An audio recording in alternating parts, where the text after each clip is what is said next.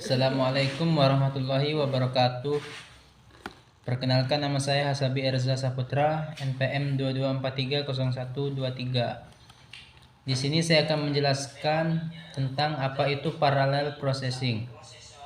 Pemrosesan paralel atau parallel processing adalah penggunaan lebih dari satu CPU untuk menjalankan sebuah program secara simultan.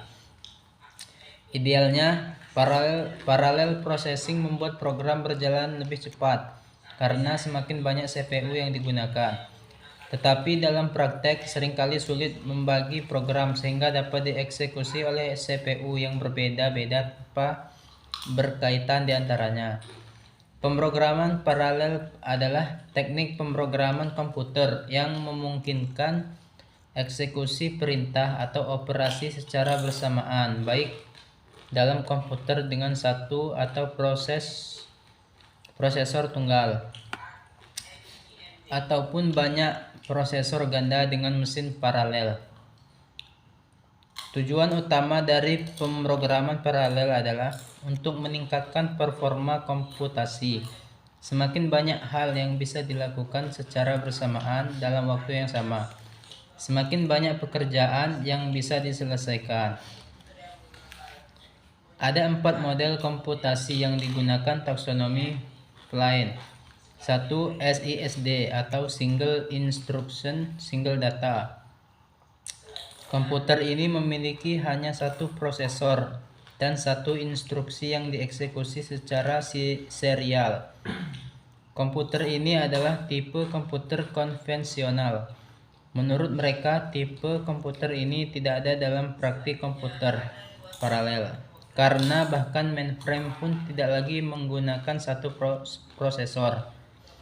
Klasifikasi ini sekedar untuk melengkapi definisi komputer paralel. Beberapa contoh komputer yang menggunakan model SISD adalah UNIVAC 1, IBM 360, CDC 7600, Cray 1, dan PDP 1. 2. SIMD atau Single Instruction Multiple Data. Komputer ini memiliki lebih dari satu prosesor, tapi hanya mengeksekusi satu instruksi secara paralel pada data yang berbeda pada level lockstep. Komputer vektor adalah salah satu komputer paralel yang menggunakan arsitektur ini. Beberapa contoh komputer yang menggunakan model SIMD adalah Iliad IV, Maspar, Cray XMP, Cray YMP, Thinking Machine CM2, dan Cell Processor atau GPU. 3. MISD atau Multiple Instruction Single Data. Teorinya, komputer ini memiliki satu prosesor dan mengeksekusi beberapa instruksi secara paralel. Tetapi praktiknya tidak ada komputer yang dibangun dengan arsitektur ini karena sistemnya tidak mudah dipahami. Sampai saat ini belum ada komputer yang menggunakan model MISD. 4. MIMD atau Multiple Instruction Multiple Data. Multiple Instruction Multiple Data. Komputer ini memiliki lebih dari satu prosesor dan mengeksekusi lebih dari satu instruksi secara paralel.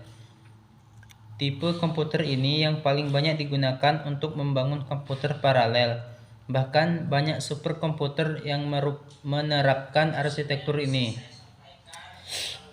Beberapa komputer yang menggunakan model MIMD adalah IBM Power 5, HP Compact Alpha Server, Intel IA32, AMD Opteron, Cray XT3, dan IBM BGL. Ada 2 teknik pemrograman paralel. 1. Message Passing Interface atau MPL. MPL adalah sebuah standar pemrograman yang memungkinkan pemrogram atau programmer untuk membuat sebuah aplikasi yang dapat dijalankan secara paralel. Proses yang dijalankan oleh sebuah aplikasi dapat dibagi untuk dikirimkan ke masing-masing compute node yang kemudian masing-masing compute node tersebut mengolah dan mengembalikan hasilnya ke komputer head node. Untuk merancang aplikasi paralel tentu membutuhkan banyak pertimbangan-pertimbangan. Di antaranya adalah latensi dari jaringan dan lama sebuah tugas dieksekusi oleh prosesor. Kegunaan MPI yang lain adalah 1. Menulis kode paralel secara portable. 2. Mendapatkan performa yang tinggi dalam pemrograman paralel.